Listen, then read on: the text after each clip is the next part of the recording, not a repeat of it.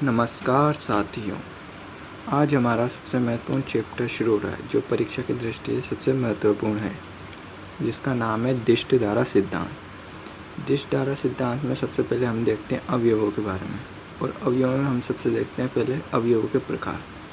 अवयवों के प्रकार कई आधार पर हैं, तो सबसे पहले देखते हैं हम अवयवों का वर्गीकरण गुणों के आधार पर।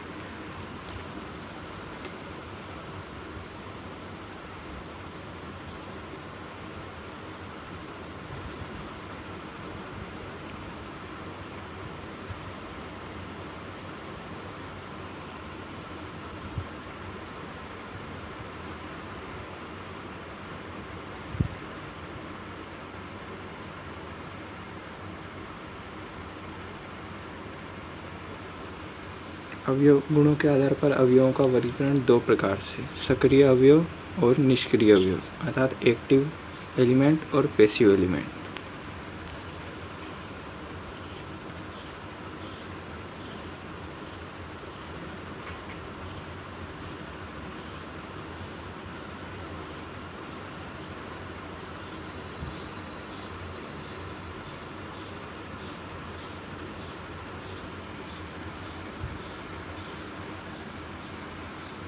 निष्क्रिय अवयव, इन्हें इंग्लिश में एक्टिव एलिमेंट कहते हैं।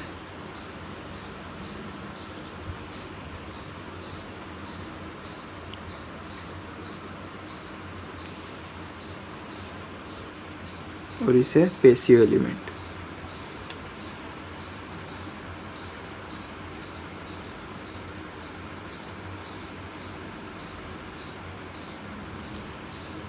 सबसे पहले देखते हैं हम सक्रिय अवयव। तो सक्रिय अवयव वह अवयव होते हैं जो अनंत समय तक ऊर्जा प्रदान करते हैं, अर्थात वे जिनको बहुत देर तक हम यूज़ में ले सकते हैं।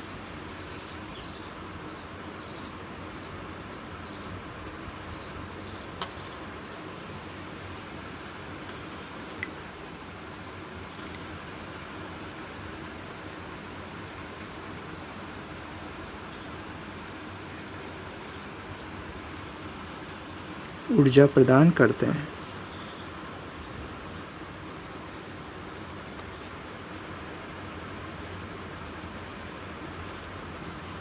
वह अवयव जो अनंत समय तक ऊर्जा प्रदान करते हैं। हम इसके एग्जाम्पल की बात करते हैं तो इसका एग्जाम्पल है ट्रांजिस्टर, डायोड, एफईटी व ओपी एम्पलीफायर, जो हम इनकी ये भाग सब इलेक्ट्रॉनिक्स चैप्टर में पढ़ेंगे।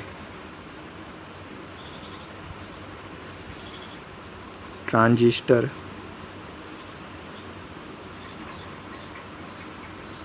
डायोड, एफईटी की फुल फॉर्म में फील्ड इफेक्ट ट्रांजिस्टर, और एक है ओपी एम्पलीफायर।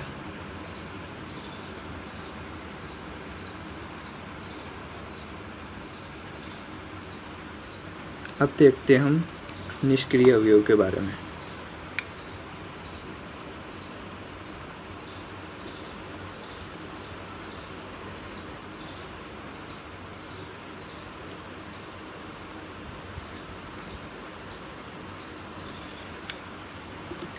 निष्क्रिय अवयव वे अवयव होते हैं जो अनंत समय तक ऊर्जा प्रदान नहीं करते हैं, वह अर्थात वह एक ऊर्जा को एक रूप से दूसरे रूप में परिवर्तित करते हैं। वह अवयव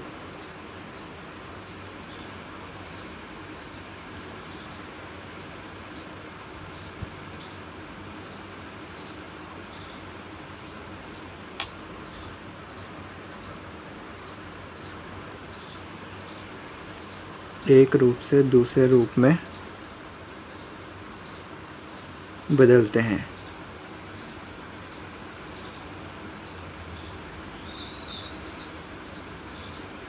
अर्थात अनंत समय तक ऊर्जा प्रदान करने में सक्षम नहीं होते।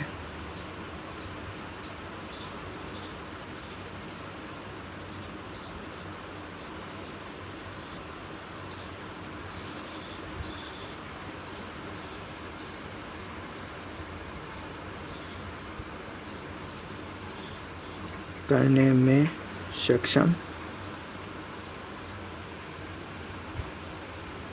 ना हो तो ऐसे अवयव निष्क्रिय अवयव कहलाते हैं। इसके हम एग्जाम्पल की बात करें तो इसका एग्जाम्पल है RLC। R मतलब रजिस्टर, L मतलब इंडक्टर, C मतलब कैपेसिटर। रजिस्टर अर्थात प्रतिरोध, इंडक्टर अर्थात चौक या कुंडली, C मतलब कैपेसिटर। कैपेसिटर अर्थात संधारित्र। अब इसमें ही बल्ब और ट्रांसफर भी इसी में निष्क्रिय अवयव में ही आते हैं।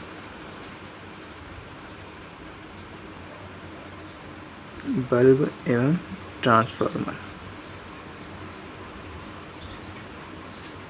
बल्ब किस सिद्धांत पर कार्य करता है? प्रतिरोध के, क्योंकि इसमें जो फिलामेंट लगा होता है टंगस्टन का वह प्रतिरोधी होता है एक प्रकार का, और वो प्रतिरोध के कारण ही ऊष्मा उत्पन्न करता है और उससे प्रकाश उत्पन्न होता है। और ट्रांसफार्मर में इंडक्टर, चौक या कुंडली लगी होती है, वह निष्क्रिय अवयव का ही उदाहरण है। अब बात करते हैं हम सक्रिय अवयव के प्रकार की। हमने जो सक्रिय अवयव पढ़ा है वो भी 2 प्रकार के होते हैं। वह 2 प्रकार स्वतंत्र सक्रिय अवयव व निर्भर सक्रिय अवयव। तो इनकी परिभाषा ज़्यादा इम्पोर्टेंट नहीं है, तो इनके सिंबल पूछ लिए जाते हैं। तो इनका सिंबल मैं आपको बताता हूँ।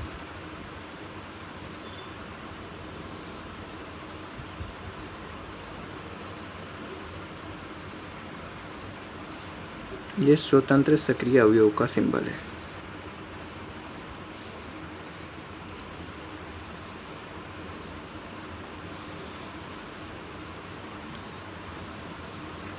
स्वतंत्र सक्रिय अवयव।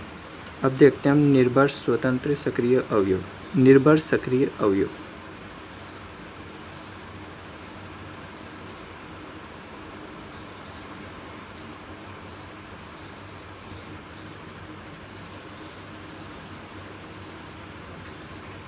ये होते हैं हमारे निर्भर सक्रिय अवयव।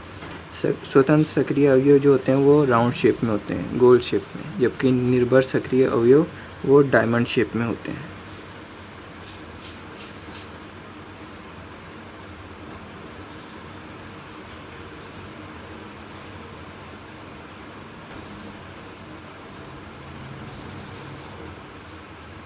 निर्भर सक्रिय अवयव। ये बात करते हैं हम गुणों के आधार पर अवयव के प्रकार के बारे में। अब देखते हैं हम कार्य के आधार पर अवयव के प्रकार।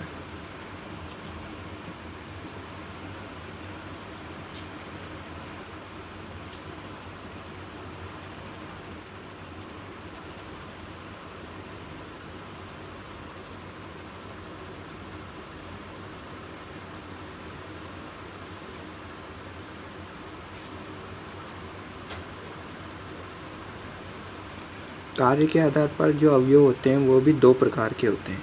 एक दिशीय अवयव अर्थात यूनिलेटरल या यूनिडायरेक्शनल युक्ति, व दूसरे होते हैं द्विदिशीय अवयव अर्थात बाईडायरेक्शनल युक्ति।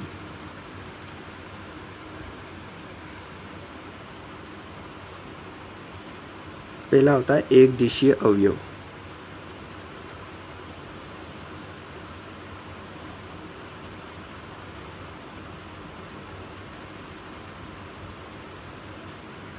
दूसरा होता है द्विदिशीय अवयव।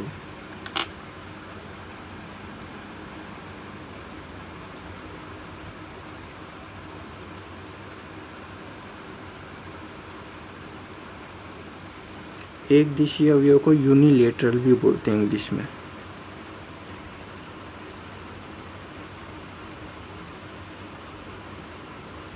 यूनिलेटरल या यूनिडायरेक्शनल।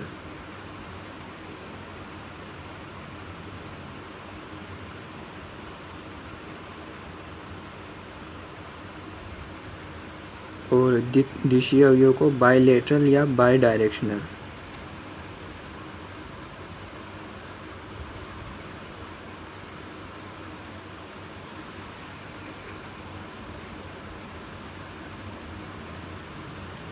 बायडायरेक्शनल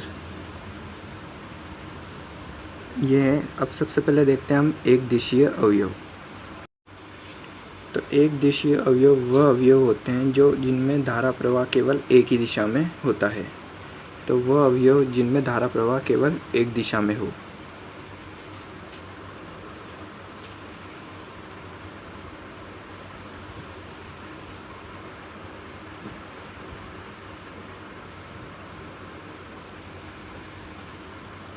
जिनमें धारा प्रवाह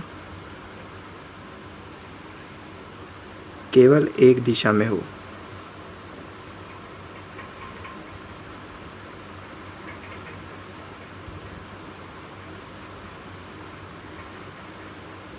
तो ऐसे अवयव एक दिशीय अवयव कहलाते हैं। हम इसके एग्जाम्पल की बात करें तो इसका एग्जाम्पल जो है वह डायोड।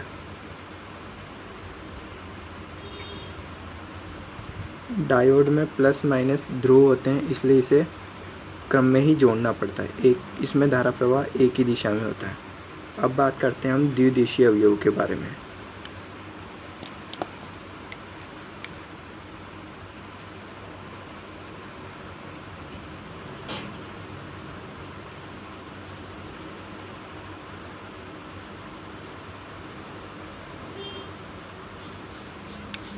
तो द्विदिशीय अवयव वह अवयव होते हैं जिनमें धारा प्रवाह दोनों दिशाओं में होता है। तो वह अवयव जिनमें धारा प्रवाह दोनों दिशा में हो।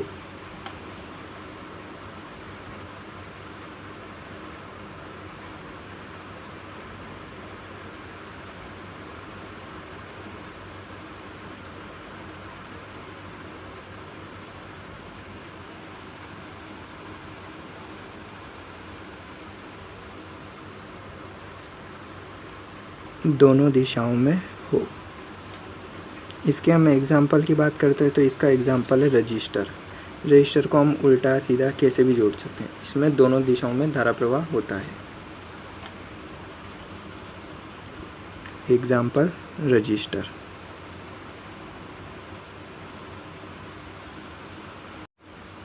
अब देखते हैं हम ग्राफ के आधार पर अवयवों के प्रकार।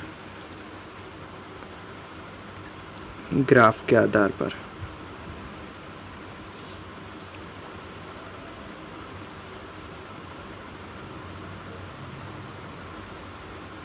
तो ग्राफ के आधार पर अवयव भी दो प्रकार के होते हैं, रेखीय अवयव व अरेखीय अवयव।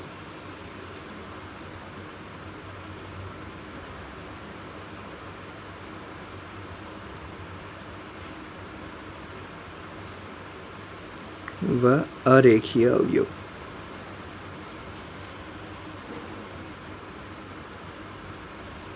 सबसे पहले देखते हैं हम रेखीय अवयव के बारे में। तो रेखीय अवयव वह अवयव होते हैं जो ओम के नियम का पालन करते हैं। ओम का नियम हम आगे देखेंगे ये कैसे करते हैं, इसे किस यूज़ में लेते हैं और ये किसने दिया था। तो रेखीय अवयव वह अवयव जो ओम के नियम का पालन करते हैं।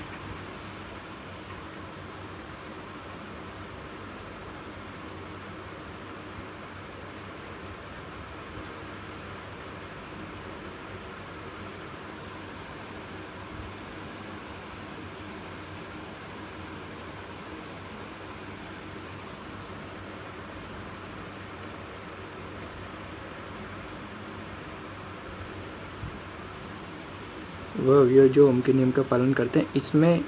इसमें ग्राफ का जो ढाल होता है, जिसे इंग्लिश में स्लोप कहते हैं, वह नियत होता है।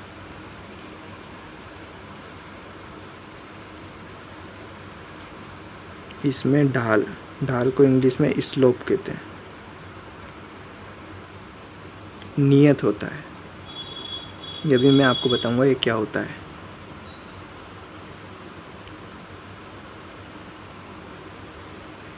अब इसमें बात करते हैं हम एक खास बात, इसमें आउटपुट व इनपुट दोनों जीरो होना आवश्यक है।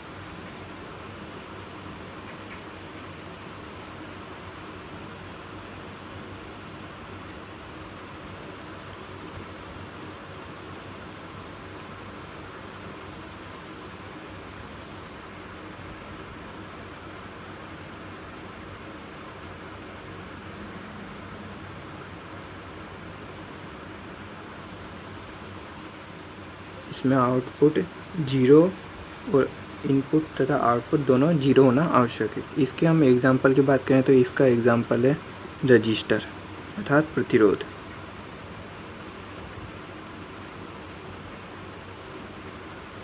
तो इसमें जो ग्राफ प्राप्त होता है वो एक सीधी रेखा में होता है।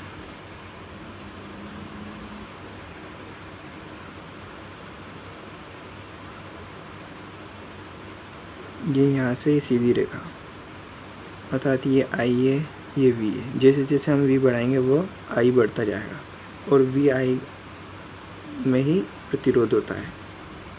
तो इसमें हम देखते हैं ढाल क्या होती है। तो जैसे हम यहाँ से ये लाइन खींचते हैं तो ये ढाल प्राप्त होती है। अगर ये लाइन हम यहाँ पे खींचेंगे तो ये समान ढाल आएगी, तो इसकी ढाल नियत होती है। अब देखते हैं हम अरेखीय अवयव के बारे में।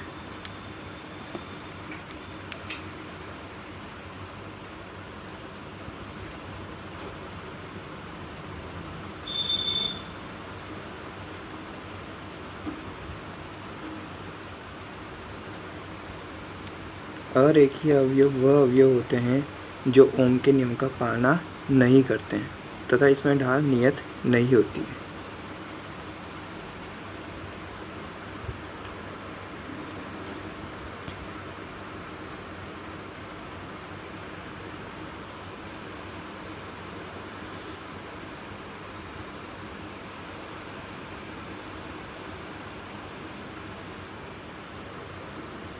पालन न करते हों,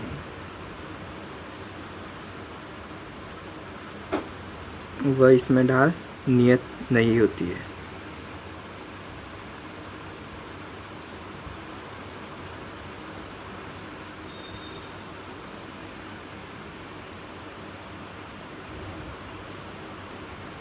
इसके हम एग्जाम्पल की बात करें तो इसका एग्जाम्पल है डायोड, ट्रांजिस्टर अरेखीय अवयव में आते हैं।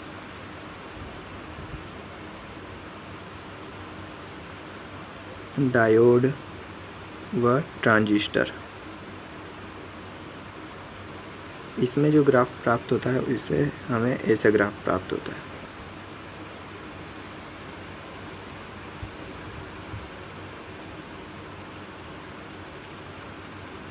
अर्थात ये आई है, ये वी है। अब यहाँ ढाल नियत नहीं होती है, अर्थात जैसे हम यहाँ पे ये खींचते हैं तो यहाँ पे कुछ और है। अगर हम यहाँ पे खींचते हैं तो ये ऐसा प्राप्त होता है, तो यहाँ पे ढाल अलग अलग प्राप्त होती है, तो वो नियत नहीं होती। अगर ऐसा डायग्राम आ जाए जिसे आपको एक सीधी रेखा यहाँ से खींच रखी हो, यह आई हो या वी हो, तो याद रखना ये भी अरेखीय अवयव है, क्योंकि ये शुरू से नहीं हो रहा। इसमें हमारे जीरो से शुरू हो रही थी रेखा और सीधी रेखा थी, ये हमारे थोड़े ऊपर से है, तो ये अरेखीय अवयव में ही आता है। अब देखते हैं हम अवयव के अन्य आधार पर प्रकार। हम अवयव को एक और प्रकार पढ़ेंगे जो अन्य आधार पर है।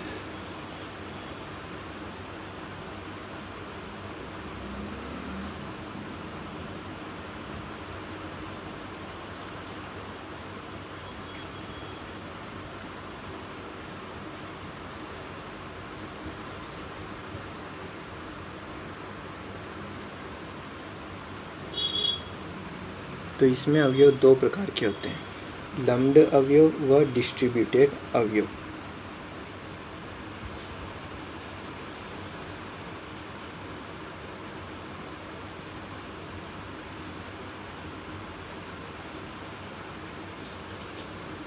व डिस्ट्रीब्यूटेड अवयव।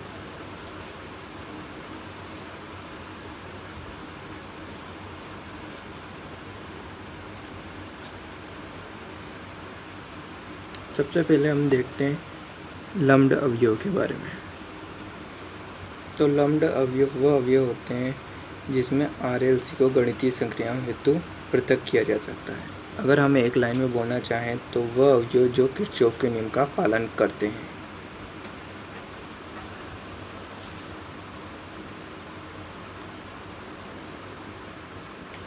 वह अवयव जिसमें RLC को, अर्थात रजिस्टर, इंडक्टर व कैपेसिटर, RLC को गणितीय संक्रियाओं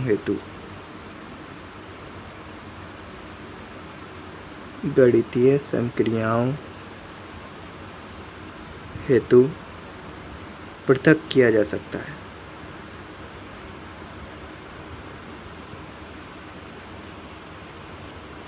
पृथक किया जा सके, या कह सकते हैं ये अवयव किरचॉफ के नियम का पालन करते हैं।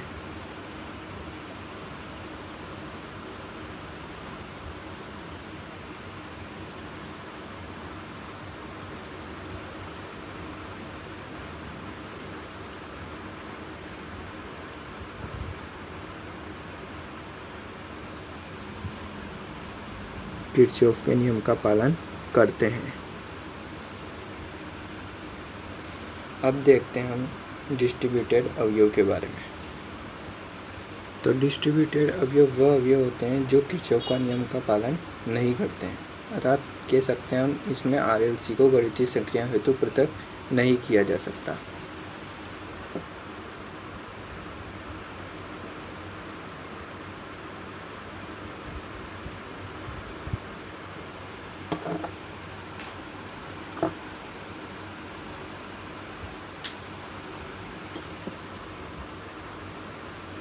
गणितीय संक्रियाओं हेतु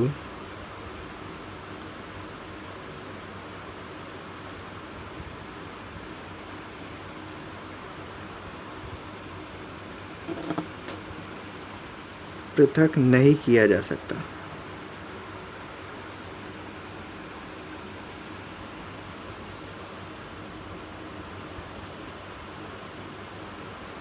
तो ऐसे अवयव डिस्ट्रीब्यूटेड अवयव कहलाते हैं और ये किरचॉफ के नियम का पालन नहीं करते।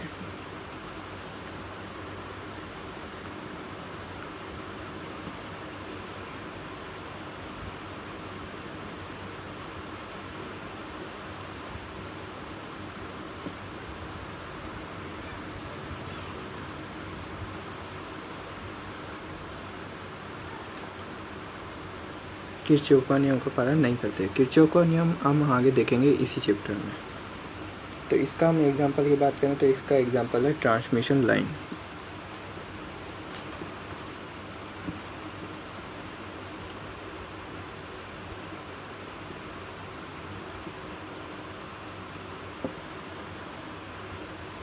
तो एक बार एक क्वेश्चन आया था कि ट्रांसमिशन लाइन किरचॉफ के नियम का पालन करती है या नहीं करती। तो ट्रांसमिशन लाइन डिस्ट्रीब्यूटेड अवयव में आता है और डिस्ट्रीब्यूटेड अवयव किरचॉफ का नियम का पालन नहीं करते। तो इस प्रकार ट्रांसमिशन लाइन किरचॉफ के नियम का पालन नहीं करती।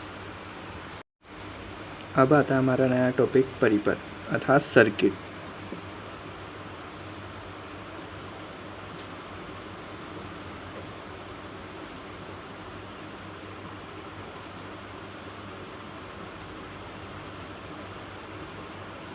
परिपथ जिसे इंग्लिश में सर्किट बोलते हैं।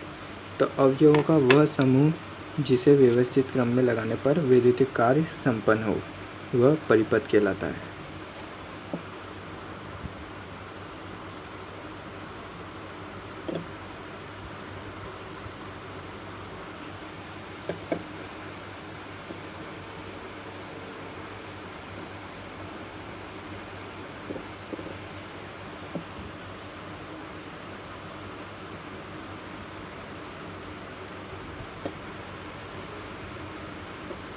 व्यवस्थित क्रम में लगाने पर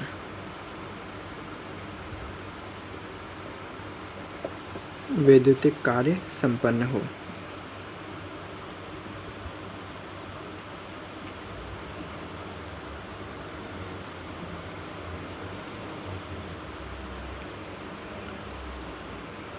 तो यहाँ हम एक परिपथ बनाते हैं जिसमें हम बहुत सारे अवयव लगाएंगे। तो सबसे पहले आता है हमारे सप्लाई देने के लिए स्रोत। ये होता है हमारा स्रोत या स्रोत।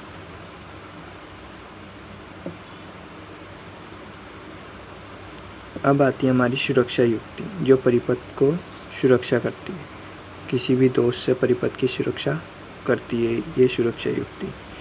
अब हमारी आती है कंट्रोल युक्ति या कंट्रोलिंग युक्ति जो परिपथ को हमारे बंद चालू करने का काम आती है। ये है हमारी सुरक्षा युक्ति।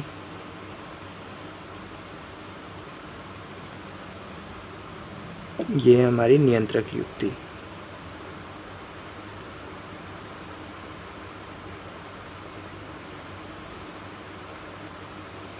अब हम लगाएंगे उपभोग युक्ति।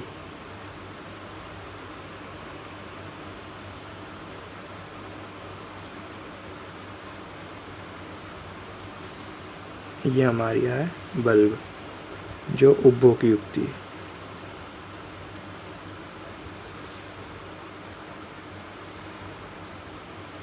और हम अब इन सबको एक चालक द्वारा जोड़ेंगे, जो एक तार है। ये है हमारा चालक। तो इन सब से एक परिपथ बनता है, जिसे परिपथ कहते हैं। अब देखते हैं हम परिपथ के प्रकार।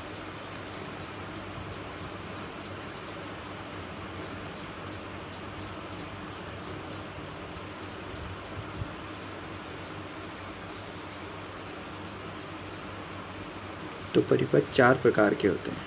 तो उसमें सबसे पहले आता है बंद परिपथ। तो बंद परिपथ को हम इंग्लिश में क्लोज सर्किट भी बोलते हैं। Closed circuit.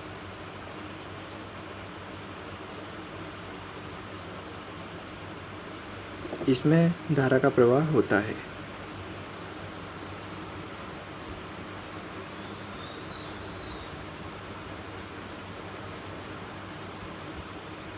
इसमें अगर प्रतिरोध ज़्यादा होता है तो धारा का प्रवाह कम होता है, और प्रतिरोध कम होता है तो धारा का प्रवाह ज़्यादा होता है। अर्थात प्रतिरोध अगर ज़्यादा होगा तो धारा का प्रवाह कम होगा, वह अगर प्रतिरोध कम होगा तो धारा का प्रवाह ज़्यादा होगा। अब देखते हैं हम खुला परिपथ।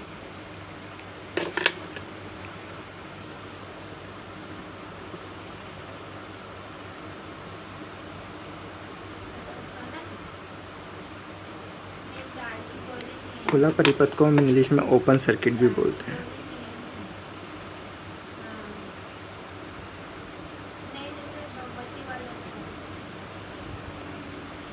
इसमें धारा का प्रवाह नहीं होता।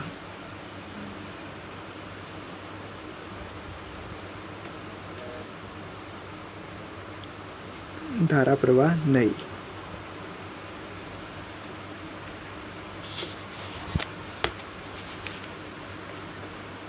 अर्थात इसमें I बराबर जो होती है वह 0 होती है। इसमें प्रतिरोध अनंत होता है, वह वोल्टेज भी अनंत होते हैं। अब देखते हैं हम लघु परिपथ अर्थात शॉर्ट सर्किट।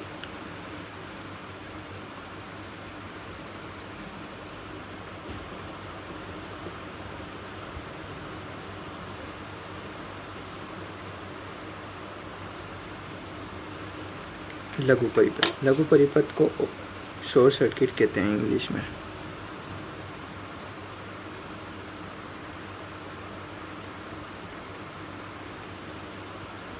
इसमें धारा का प्रवाह अनंत होता है।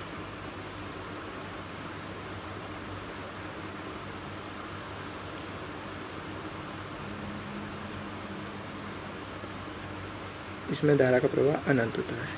इसमें धारा एक असीम मान में बहती है। अर्थात इसमें जो प्रतिरोध होता है वह तो 0 होता है, वह धारा अनंत होती है, वह वोल्टेज भी 0 होते हैं। अब हमारा नेक्स्ट परिपथ का प्रकार आता है लीकेज परिपथ।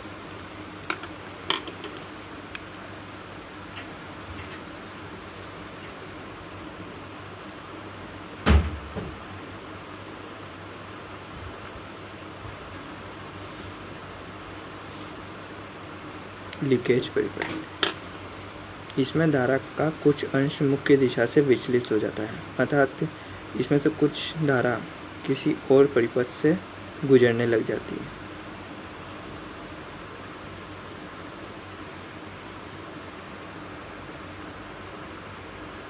धारा का कुछ अंश मुख्य दिशा से विचलित हो जाता है।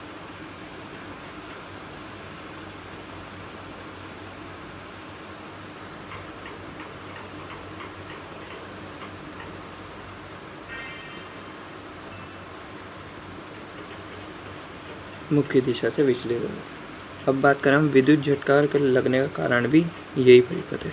उसमें धारा जो होती है वो कहीं और से बहती है तो हम उसके हाथ लगा देते हैं तो विद्युत झटका लगता है। तो विद्युत झटका लगने का कारण लीकेज परिपथ है।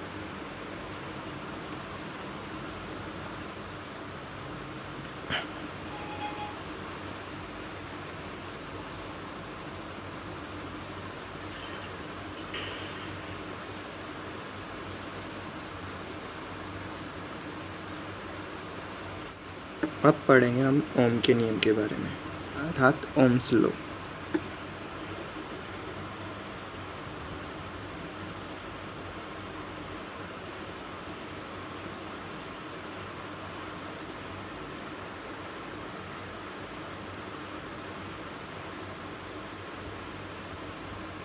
यह ओम नामक वैज्ञानिक ने दिया था, इसलिए इसका नाम ओम का नियम ही पड़ गया।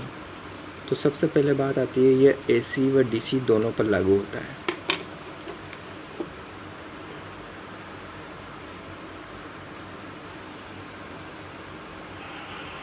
एसी व डीसी पर दोनों धाराओं पर लागू होता है। अब इस नियमानुसार ये नियम क्या कहता है वो देखते हैं। तो किसी नियत ताप पर, भौतिक परिस्थितियों में नियत ताप पर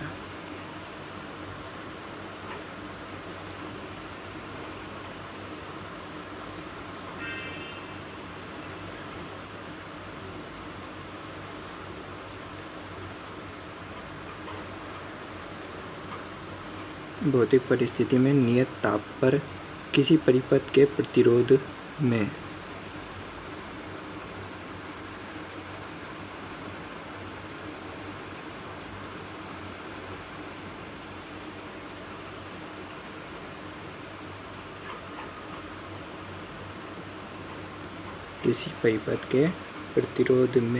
सिरों पर उत्पन्न विभवांतर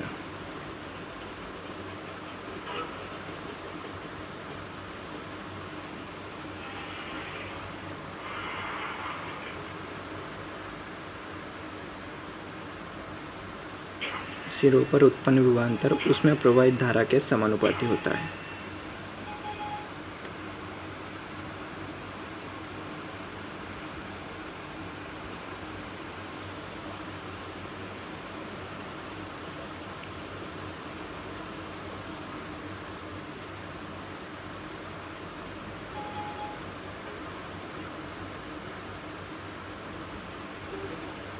तो ओम का नियम कहता है, भौतिक परिस्थिति में नियत ताप पर सबसे ज़रूरी है इस ओम के नियम के लिए नियत ताप का होना। तो नियत ताप पर किसी परिपथ के प्रतिरोध में सिरों पर उत्पन्न विभवांतर उसमें प्रवाहित धारा के समानुपाती होता है। यह नियम ओनली नियत ताप पर ही लगता है। यह नियत ताप मोस्ट इम्पोर्टेंट है, तो इसे याद रखें। यह नियम ओनली नियत ताप पर लगता है। तो इसके अनुसार जो विभवांतर होता है वह धारा के समानुपाती होता है, अर्थात विभवांतर समानुपाती आई। अगर हम समानुपाती का चिन्ह हटाते हैं तो V बराबर आई आर। यहाँ जो R है वह नियतांक है और ये R ही प्रतिरोध होता है।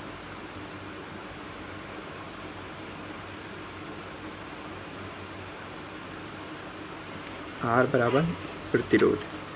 तो ओम के नियम से हमारे पास जो सूत्र आता है वो आता है V बराबर आई आर। ये बहुत इंपॉर्टेंट सूत्र है, इससे परीक्षा में बहुत सारे क्वेश्चन भी आ भी चुके हैं, वो आते रहेंगे, तो इसे आप ध्यान में रखें। अब हमारा न्यू टॉपिक आता है ताप गुणांक।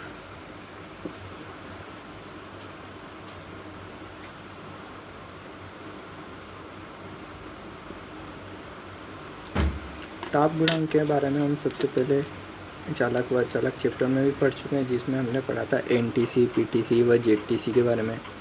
वहाँ हमने एक सूत्र नहीं पढ़ा था जो तापमान से रिलेटेड था। यहाँ हम एक सूत्र पढ़ेंगे जिससे बहुत सारे क्वेश्चन भी करते हैं।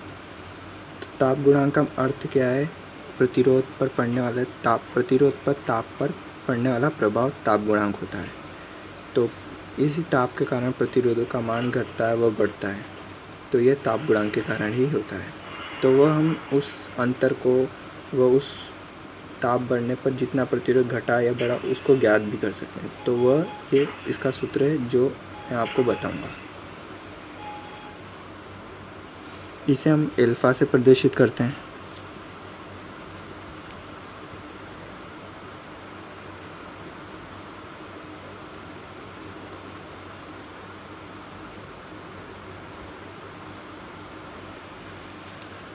इसका जो सूत्र है वो है RT बराबर R0 कोष्टक 1 प्लस अल्फ़ा टी। और यहाँ जो टी है वो तापमान में अंतर है, अर्थात 20 डिग्री, पहले 20 डिग्री सेल्सियस तापमान पर 2 ओम था, अब 50 डिग्री सेल्सियस पर 4 ओम हो जाता है। तो 20 और 50 का अंतर कितना आ रहा है? 30। तो वह ये टी है। यहाँ R0 0 डिग्री सेल्सियस का पर प्रतिरोध या पहले का प्रतिरोध, 0 डिग्री सेल्सियस पर या पहले ताप पर प्रतिरोध।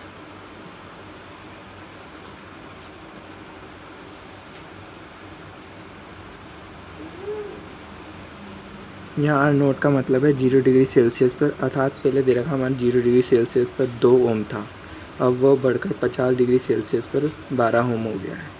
तो R0 0 डिग्री सेल्सियस पर प्रतिरोध, या हमको दे रखा है 20 डिग्री सेल्सियस पर 2 ओम है और 50 डिग्री सेल्सियस पर 50 ओम हो जाता है। तो जो 20 डिग्री सेल्सियस है वो R0 है। यहाँ जो अल्फ़ा है वह ताप गुणांक है।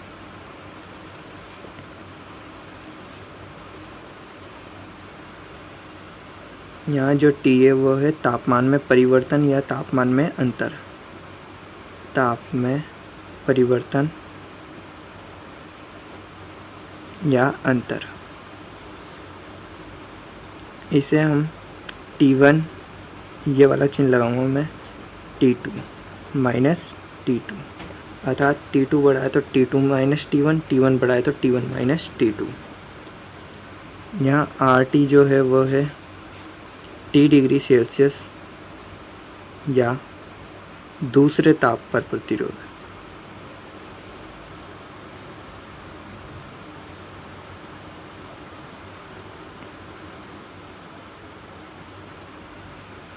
तो ये है हमारा सूत्र जिसमें हम प्रतिरोध का मान ज्ञात करेंगे। और अच्छी बात यह है कि ताप गुणांक का मान सदैव कम से कम होना चाहिए।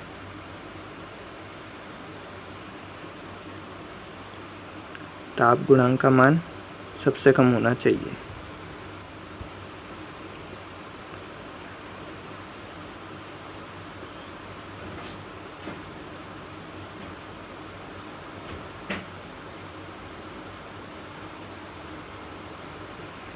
ताप गुणांक का मान सब कम होना चाहिए। ये क्यों है? क्योंकि हम भी नहीं चाहेंगे किसी का, जैसे कोई प्रतिरोध है उस पर ताप का प्रभाव पड़े तो वह घटे, कभी उसका प्रतिरोध घटे, कभी उसका प्रतिरोध बढ़े। उसका प्रतिरोध एकदम नियत हो, वह ताप पर भी परिवर्तित ना हो। तो ताप गुणांक का मान सबसे कम से कम होगा तभी ये संभव है। तो इससे रिलेटेड हम एक क्वेश्चन करते हैं। तो हमें क्वेश्चन दे रखा है T 20 डिग्री सेल्सियस, T बराबर 20 डिग्री सेल्सियस पर प्रतिरोध 200 ओम है। वह हमें अल्फ़ा दे रखा है 0.0043 प्रति डिग्री सेल्सियस। हमने अल्फ़ा का चालक व अचालक चैप्टर में अल्फ़ा का मात्रक देखा था जो था प्रति डिग्री सेल्सियस, और हमें 50 डिग्री सेल्सियस पर प्रतिरोध ज्ञात करना है। तो इसे हम कैसे ज्ञात करेंगे अभी देखते हैं। तो हमारा सूत्र था RT बराबर R0 कोष्टक 1 प्लस अल्फ़ा टी। तो यहाँ RT अर्थात T डिग्री सेल्सियस पर तापमान हमें ज्ञात करना है, और T डिग्री यानी दूसरे ताप पर, दूसरा ताप यहाँ पे क्या है 50 डिग्री। तो RT हमें ज्ञात करना है। R0 यानी पहले ताप पर प्रतिरोध, पहले ताप कितना था 20 डिग्री, तो उस पर प्रतिरोध कितना था 200 ओम। यहाँ कोष्टक 1 प्लस अल्फ़ा का मान हमें दिया गया है 0.00043 इंटू टी। यहाँ पे जो टी है वह हमें अंतर है, तो यहाँ पे पहले 50 फिर -20 तो 30। यहाँ पे जो अंतर आएगा वो आएगा 30 डिग्री का। तो ये हम जब सोल्व करेंगे तो हमारे पास प्रतिरोध आ जाएगा। तो 200 कोष्टक 1 प्लस इन दोनों को हम गुणा करेंगे तो आएगा 0.0129। RT बराबर 200 इंटू 1 प्लस 1.0129। तो इसे हम जब गुणा करेंगे तो हमारा आंसर आएगा 202.58 ओम। तो ये हमारा आंसर होगा। तो ये था ताप गुणांक। हमारा जो क्लास है यहीं समाप्त होती है। अगली क्लास हम नेक्स्ट वीडियो में देखेंगे। तो आपको वीडियो पसंद आई तो लाइक करें, शेयर करें और चैनल को सब्सक्राइब करें। और कोई भी डाउट होता है तो कमेंट सेक्शन में कमेंट करें। डाउट का सॉल्यूशन करने का पूरा प्रयास करूँगा। Thanks for watching. धन्यवाद।